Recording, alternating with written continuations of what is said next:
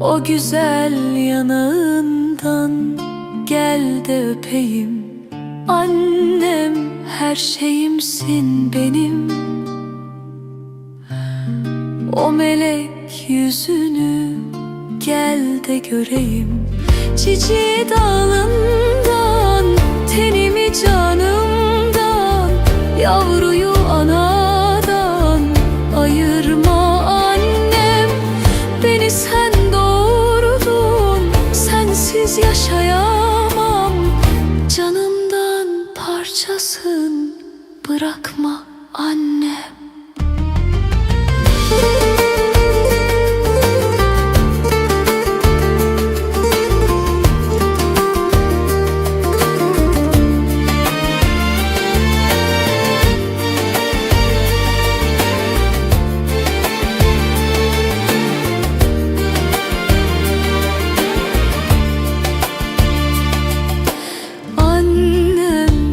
Canımsın benim.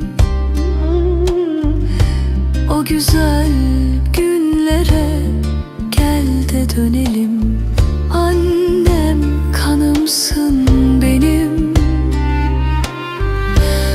O pamuk elini ver de öpeyim. Çiçeği dalından, tenimi canımdan, yavruyu anadan ayırma annem.